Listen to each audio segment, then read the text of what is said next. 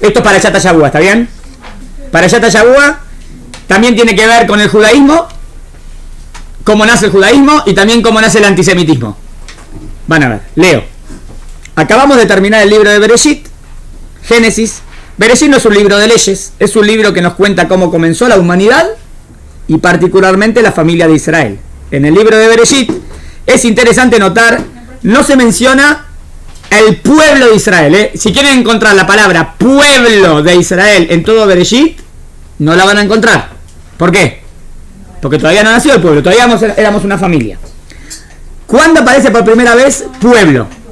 Con respecto al Israel, miren cuándo aparece por primera vez, Recién en Shemot, en el primer capítulo, vemos que la familia se transformó en un pueblo.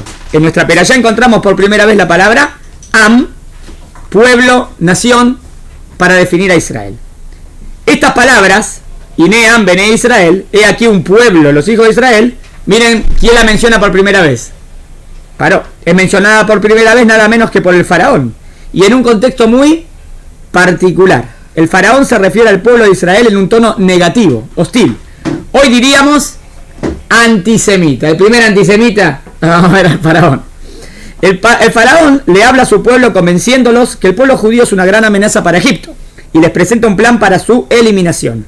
¿No es irónico e increíble que en la primera escena en la que aparece el pueblo judío también aparezca el mensaje antisemita de la solución final? Interesante, ¿no? La primera vez que aparece a Israel y dice, este pueblo, ¿qué está pensando el faraón?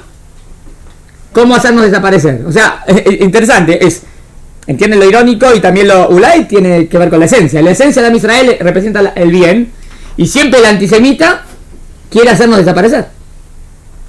¿Cómo comenzó el antisemitismo en Egipto?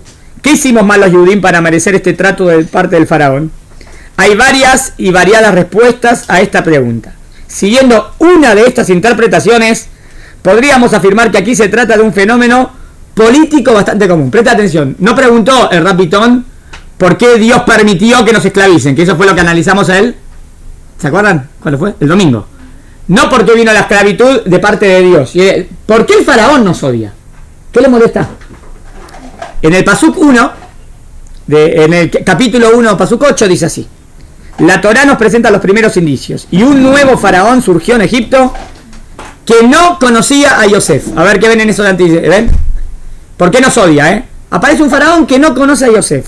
¿Quién era este nuevo faraón? ¿Y por qué elegiría ignorar a Yosef y su enorme contribución para salvar a Egipto y destruir al pueblo judío? ¿Entienden la pregunta? Sí. No tiene sentido. No tiene sentido que este faraón nos odie. ¿Por qué? Porque hicimos todo por ellos. Egipto se salvó gracias a Yosef. Otra cosa, a Yosef lo requerían. Eso es lo que no se entiende. A Yosef lo querían, de verdad lo querían. Y de verdad, cuando un nuevo... miren lo que la teoría. Esta teoría es buena. Cuando un nuevo gobierno, digamos, la oposición asume la presidencia, es natural que todos los aliados del gobierno anterior pasen a ser automáticamente los enemigos del nuevo gobierno. ¿Entendieron la teoría? Acaba la teoría, que estaba dividido Egipto en dos partidos importantes, y acá asumieron los otros. Ejemplo. Voy a traer el ejemplo de Estados Unidos. En pocas horas va a asumir un nuevo presidente en Estados Unidos, Donald Trump. Y es muy posible que los países que privilegió el gobierno de Obama, los que privilegió el gobierno de Obama, por ejemplo, Irán, no vayan a gozar de los mismos privilegios con Trump. Algo parecido, pero en sentido contrario, creo que pasará Besarat Hashem entre Estados Unidos e Israel, que ahora por lo menos se ponga más del lado nuestro. Imaginemos que en Egipto surgió una nueva dinastía faraónica. O como dicen algunos rabanim, el Rav Shmuel Luzzatto, los egipcios recuperaron el poder que habían usurpado los Ixos. ¿Se acuerdan toda la teoría? Vamos a ver la película después, los códigos del Éxodo, las pruebas científicas de la salida de Egipto. Entonces hay una teoría que estaban los Ixos, ¿está bien?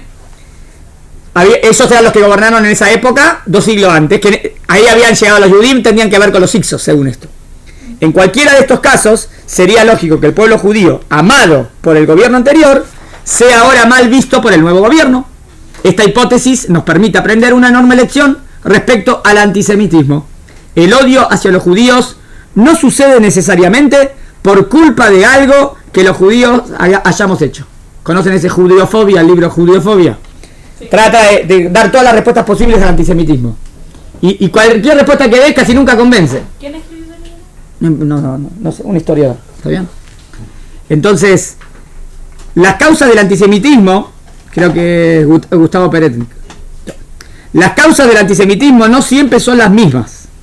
Para Hitler y Maximo, los judíos éramos lo peor por ser comunistas. Para Stalin, éramos lo peor porque éramos capitalistas. ¿Entienden? Entre lo contrario. Entonces, unos te odian porque sos pobre, otros te odian porque sos rico. ¿Está bien? El antisemitismo surge por razones que están mucho más allá de lo que los judíos podemos ser, hacer o evitar. Cuando estamos en el exilio y un gobierno nos trata bien, no quiere decir que el próximo gobierno automáticamente nos tratará bien, aunque no hagamos nada malo para merecer ser maltratados. O sea, nos odian porque odian el judaísmo, porque, bueno, la respuesta de la Guemará, es que la siná viene por envidia. O es un odio de saber que somos el pueblo de Dios y como que ellos quieren estar en contra de eso. Estaría claro en el cristianismo y en el islam, porque le está diciendo que el cristianismo y el islam no son la verdad, ¿entienden? Esto ocurrió cientos de veces en la historia del pueblo judío en el exilio. Los judíos vivimos durante siglos en paz, tranquilidad y relativa prosperidad en España, hasta 1492. Algo parecido pasó en Alemania antes de 1938, hasta que un nuevo faraón surgió en España, surgió en Alemania, Inglaterra, Francia, y ahí tuvimos persecuciones a lo largo de toda la historia. También es interesante ver y comparar con el presente cómo se desarrolla la propaganda antisemita. Interesante, la relación entre la Perayat Shavua con la propaganda antisemita. Es decir, ¿cómo justifica el tirano de turno su voluntad de eliminar al pueblo judío? La Torá nos cuenta que el nuevo faraón Lo Yadá et Yosef no conocía, o acá dice, pero ¿cómo no lo conocía si todos lo conocían? Eligió ignorar, o sea, no lo conoce a propósito, a Yosef. Lo primero que hace el tirano de turno para justificar su animosidad es ignorar las contribuciones del pueblo judío. Y cuanto más importantes estas contribuciones hayan sido, más esfuerzo pondrá el soberano para ignorarlas, ¿no? Hasta hoy en día, ¿no? Todo, está re claro que Israel tiene las recontribuciones al mundo. Y sin embargo, no lo quieren reconocer. El gobierno nazi ignoró la participación y la lealtad de los judíos que lucharon por la madre patria. ¿Quiénes? ¿Judíos lucharon en la Primera Guerra Mundial para Alemania? Sí. Alemania durante la Primera Guerra Mundial. Ignoraron la contribución de científicos y médicos judíos y otros hombres de ciencia y artes que contribuyeron enormemente para que la Alemania pre-nazi fuera uno de los países más avanzados de Europa. ¿Por qué? ¿De qué era el orgullo de Alemania? Que estaba en primer nivel en todas las cosas, a nivel intelectual, a nivel ciencia, a nivel deportes. Por eso les agarró la gaba.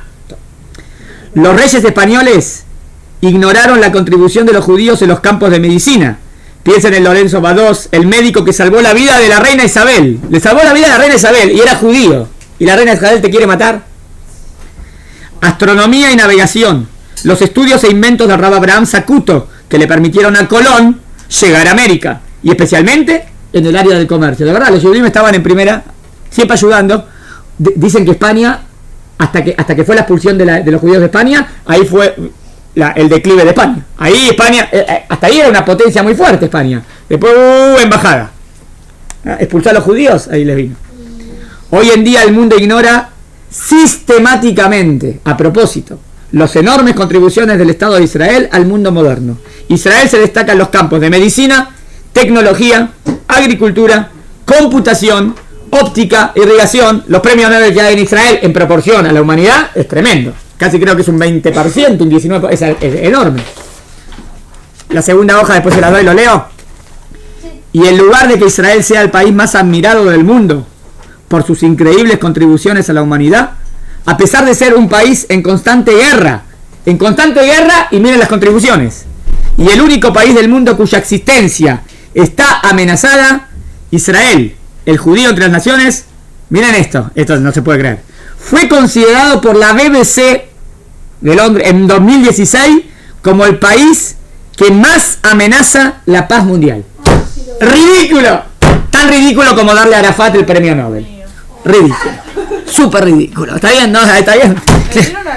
Arafat le dio el premio Nobel de la paz. Y a Obama también. Arafat, sí, Obama está bien, pero Arafat sería más ridículo porque es un guerrillero. Está bien, pero está bien. La propaganda antisemita no cambió. En todo caso, se hizo más sofisticada. ¿Está ¿Está bien? Pero lo que quiere mostrar el Rabbiton me parece muy bien que lo relacionó con la perashá. Y siempre la misma línea. ¿Está bien?